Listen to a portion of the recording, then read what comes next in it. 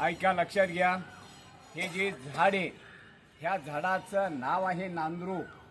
हे झाड तुकाराम बीजेच्या दिवशी दिवसा 12 वाजून 5 मिनिटांनी आपोआप आणल्या जातं. म्हणजे फाल्गुन वद्य द्वितीया, होळी पौर्णिमा झाल्याच्या नंतर 2 दिवसांनी तुकाराम बीज असते. तर त्या दिवशी इथं 2 ते 3 लाख यात्रा असते. त्या दिवशी हे झाड दिवसा 12 वाजून 5 मिनिटांनी आपोआप हल्ल्या जातं. आणि तुम्ही गावामध्ये गेला की तिथं पांडुरंगाची स्वयंभू मूर्ती आहे. पंढरपुरावरना देव या ठिकाणी आलेली. आपल्याला दिहू आणि पंढरी अशी दोन्ही क्षेत्र घडली जातात. आणि तिथे एक शिळा मंदिर आहे.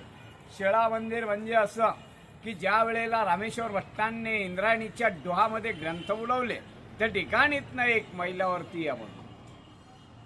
परंतु तिथली शिळा, ज्या शिळेवरती तुकाराम महाराजांनी 13 दिवस उपोषण केलं आणि 13 दिवसानंतर जे ग्रंथ कोरडेच्या कोरडे वरती आले, ते ग्रंथ आणि त्या शिळेची स्थापना मोठ्या मंदिरामध्ये केलेली आहे.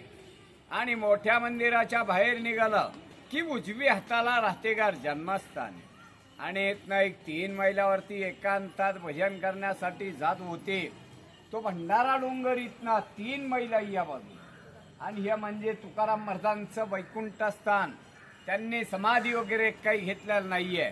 देहासहित वैकुंठाला गेलेत आणि वैकुंठावरनं 3 वेळा परत आले. तर संताजी जगनाडांसाठी कसे आलेत? संताजी जगनाडे म्हणजे तुकाराम महाराजांचा उजवा हात असतात. त्यांनी तुकाराम महाराजांच्याकडनं वचन घेतलेलं असतं. वचन असं घेतलेलं असतं की तुम्ही वैकुंठाला गेले तर मी तुमची सेवा केली, आणि मागाहून जर मी वारलो तर माझ्या दियाला मुठमाती करायला तुम्हाला यावं लागेल. मागाहून ते वारले जातात. वारल्याच्या नंतर तिथले गावकरी म्हणजे एक 5 ते 6 मैलांचं गाव आहे सुदुंब्र म्हणून. तर तिथले गावकरी खड्डा वगैरे खणतात, प्रेत गाडायचा प्रयत्न करतात. प्रेत काही गाडले जात नाही. या पुवा परिणाम. ज्या वेळेला तुकाराम महाराज वैकुंठावरनं खाली येतात आणि एक मंजळवर माती टाकतात, त्याच वेळेस ते प्रेत गाडले जातात. तसेच ते निळोपर आहे. नगर जिल्हा पारनेर तालुका पिंपळनेर त्यांचं गाव. त्या गावावरनं ते इथं येतात. इथं आल्याच्या नंतर तुकाराम महाराज वैकुंठाला गेलेले असतात. तर त्यांचं असं म्हणणं असतं, तुकाराम महाराज मुलीसाठी वैकुंठावरनं खाली येतात, संताजी जगनाडांसाठी येतात, तर माझ्यासाठी काही होऊ शकत नाही. आम्ही त्यांचा शिष्य आहे. म्हणून ते या झाडाखाली बसून 42 दिवस उपोषण करतात. तर त्यांचे इथं 42 दिवस उपोषण पूर्ण झाल्याच्या नंतर त्यांना स्वतः पांडुरंग भेटतात.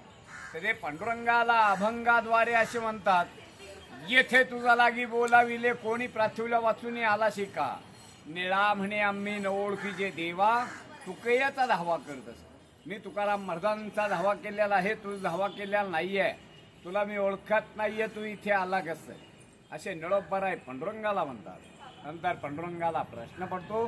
तुकाराम महाराजांना वैकुंठावरनं खाली पाठवतात.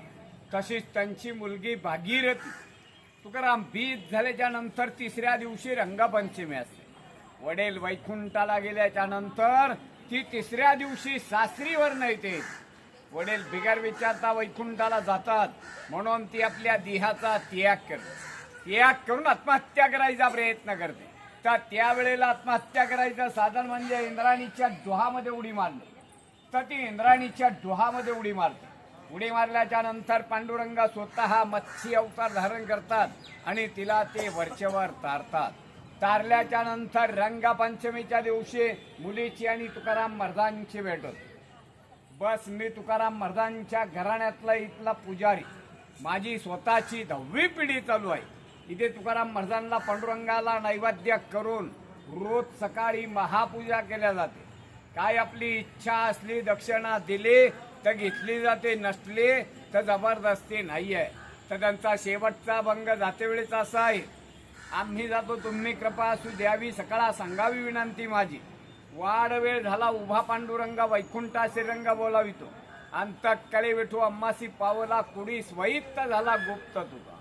बोला तुकाराम महाराज की जय. काय इच्छा असली